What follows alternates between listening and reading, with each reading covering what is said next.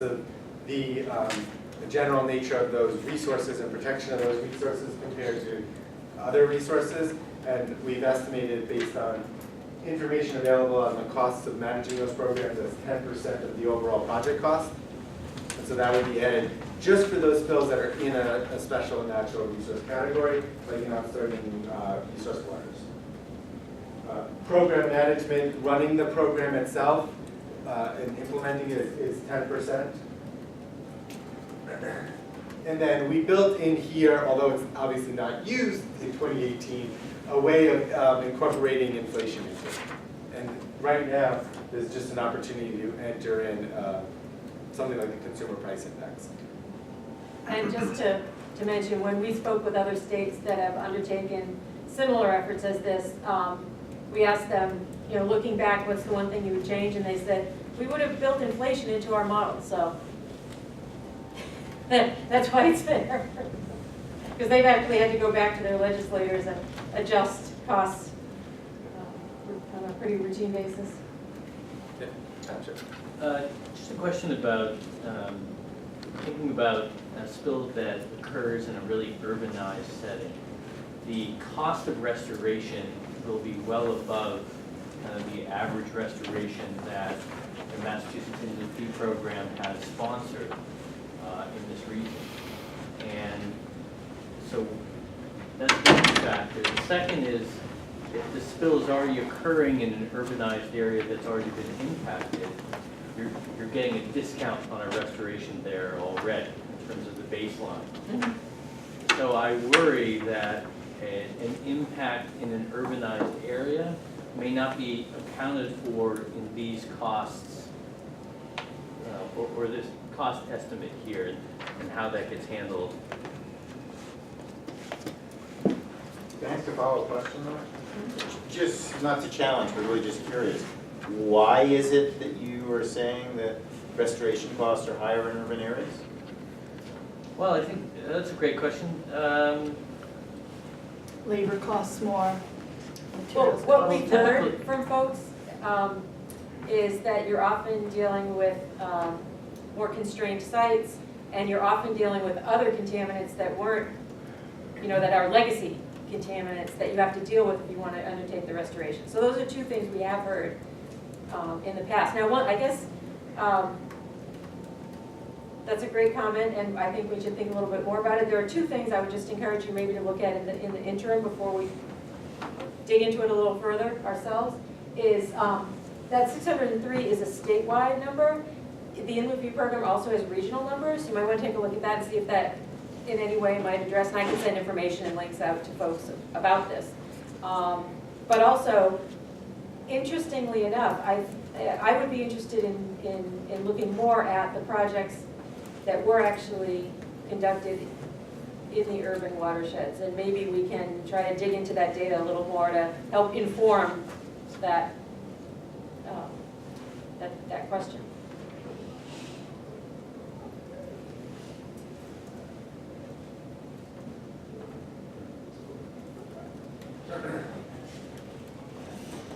All right, so this is the distribution of damages here.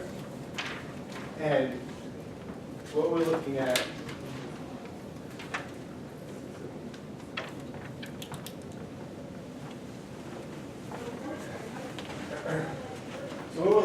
here on the x-axis are dollars, and the y-axis is percent. And on the far left-hand side, we're looking at $0 to $500. And so what you see is 28% of those 517 spills, when we make all these assumptions and treat them all the same with 1 year of recovery and so on, they are at less than $500. And you'll see this little note on the bottom right-hand side of every figure here with numbers on it that basically says if you tried to do this today with extracting the data from the lookup site, it would be different because new spills are reaching permanent solution every day. I just have to offer this comment. What would one do with $500? Well, that's part of Good question. that's part of the next. Hold that thought. Hold that thought. Hold that thought. Good question. I'm just setting Karen up for the punchline at the end. Right. Yes. Just want to make sure I'm understanding this correctly. So we have, in terms of the impact of releases, how much and all, so we measure the area, and that goes into these numbers. And we measure the toxicity, you got the range from jet fuel or whatever. But the actual volume released doesn't go into the calculations at all, does it? You are correct, and that's an excellent, excellent question. And something I maybe glossed over because I've dealt with it so much here in my life now. The volume released is not part of NRD. The volume released, you might think of as CERCLA, and you might have a fine per gallon released, but the volume released, if you tie your damages to the volume released alone, the National Pollution Fund Center has rejected claims on that from the trustees. I get all that completely, and I understand particularly this is a simplified approach. Goes to the question raised earlier. What you've got is a bunch of proxies for stuff, and that's Yes. all fine. Yeah. Yeah. Depending upon the data you get from the forms, the critical piece of data here, which is the area affected, maybe actually not as good a proxy as the volume. I don't know. Well, we do have in the regulations, one of the things that we've thought about including is either where the area is not provided, or we know, because our ER staff was out there, that, again, we don't think it's a good proxy. There's actually an approach that I think the Coast Guard has developed where you can take the volume and convert it to an acre. Okay, something. So we do have that option because in some cases, it's not going to be either available or the best piece of information. And that's based on the thickness of the oil, so it gets spread out very quickly and bunched up by currents and wind and everything else, so again, that's just a proxy for a point in time. But if we just use the volume, it's not I naturally. wasn't suggesting that, and I get all the issues you're saying. I'm just saying you need to, if you're Right. getting rough justice, you need to think about the most efficient way to get the best rough justice you have, and I'm not sure you're there yet. Right. Maybe you are. If you have 50 gallons, it's easiest for me to think back to the oil spill that I dealt with, which was just shy of 10,000 gallons down the river. It was contained quickly. So the area that was impacted, if you had spilled 100 gallons, so that was maybe 10,000. If you had spilled 5,000 gallons, you would have had the same environmental impacts as that 10,000. In terms of if it had been contained at the same In the location. same spot, because Right. that location turned out to be a good location to stop it. There was a bridge, they were able to do it. But if you had spilled 100 gallons and it had gotten down to the bridge, it probably wouldn't have hurt the banks and stuff to the extent, or 20 gallons would not have had the same impact that 5,000 or the 10,000 gallons would have. It's an interesting question. But the space, if you have to repair it, you have to repair it. It doesn't matter if a little bit of oil hit it or a lot of oil, that plant is still damaged. That fish is still dead. So this is really a question for the end, but I can't help but, it's on my mind, and while we're talking about volume, it just, and again, I approach these things from the 60,000 foot level because that's my life, but if volume is not relevant, then why are you carving out a program for small volumes? Other than it standardizes the approach and you can easily plug something into a It is a formula policy and it's- decision. 10,000 gallons is your average, is your tanker truck. And we have only, I think out of this whole time span, there's maybe 14 spills over that. So they would be more amenable to spending the time on a comprehensive assessment. A good number for Approach. site-specific analysis. Yeah, Yes. yeah. Because when you get over that, you're talking about a different type of spill. So it is a policy decision in terms of the range of what we felt fit, what we were trying to achieve. If I might make a tiny comment now, a suggestion.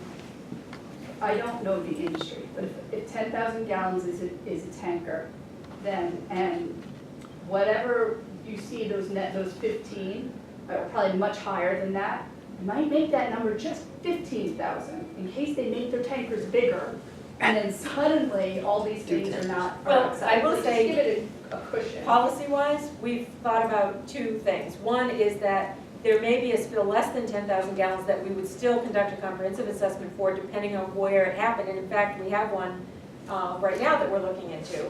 That was only about, I don't know, a few thousand gallons. And there might be spills over the 10,000 where we feel this method is still appropriate. So we will have those, it will still be a mechanism available to us, but it won't be something that's routinely applied. It would have to be something that we would bring in, either we're going to bring something smaller into a case specific, or we could bring in something larger into a standard approach. I was just thinking, you know, industry standards changed a little bit. Right. And now all of a sudden, you don't want this to be like torpedoed because you didn't anticipate something like that. That's a good point. Can I just ask a question? Yep. Can you hear me? Yes. When you're calculating your loss, does DEP's model account for direct impacts to rare or endangered species, whether it's direct mortality or loss of reproductive ability?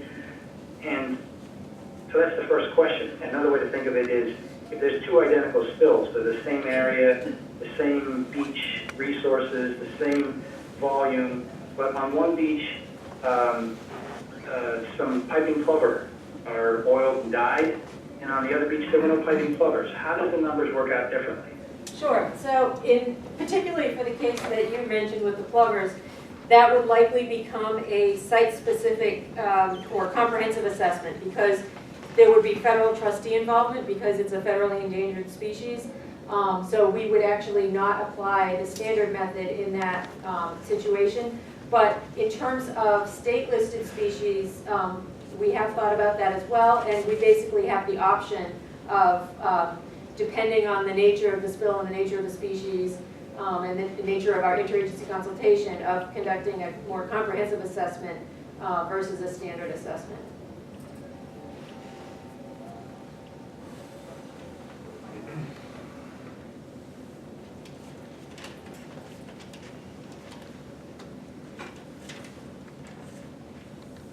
There we go. All right.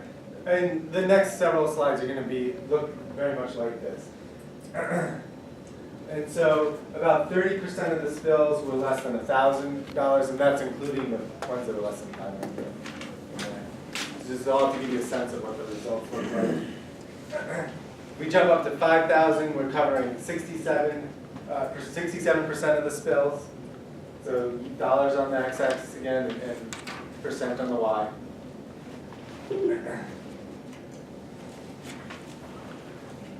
So about 500 spills are resulting in about 97,000 gallons being released over this time period. For each individual spill, there were multiple factors that determine the amount of required restoration. So that's what is determining how much needs to be restored. And that goes into fuel type, the location, the habitat type, and the baseline characteristics that are there. All this stuff we've been talking about.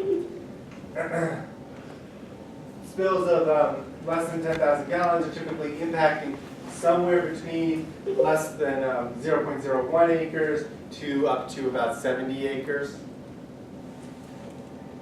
And required restoration for these spills ranges from anywhere from 0, if you're below that de minimis factor we were talking about earlier, up to about 2.7 acres of restoration. And what are you going to do with a spill that requires 1/10 of an acre of restoration? That's going to be Karen's punchline coming up. Yes? So knowing what percentage of spills are less than a certain amount is kind of interesting and helpful, but I'm thinking these kind of, so what does this add up to? Over, you now got 9 years of data, you do this and you say, what have we done? What would be the annual amount of money that would be paid into the fund? Do you remember? We did that. I think, so we did a number of different scenarios, and it was 1.8 billion over this whole time period. Sorry, 2009 to 2015. 15. It's 15. 7 years. Yeah, so not including the last 2 years of data. Right, because his next report will be updated with, I think it was about 1.8 million to 2.3 million, depending on the different scenarios of 1 year versus 5 years of recovery time frame. But here again, we've put everything into the 1 year recovery bucket. And I think Patrick, you had a question? Yeah. Just getting at, this is, to use Seth's term here, a rough justice here. It's an expedited manner here to get through these cases and see some return on these damages. It really involves DEP and involves a potentially responsible party. And I'm glad you went that way instead of this way. But there may be a third party which may have an interest here. So for example, a watershed group was on the scene, noted the piping plovers, some other species being impacted. How does that outside group participate and present information that might argue that this case falls outside the bounds or additional information should be considered, or LSP missed this and called this an invasive species, but there's no invasive species there? Well, you know, that's a good segue. And when I get to that slide, maybe Paul can help me out with that particular aspect, because that is something that we were contemplating and realized might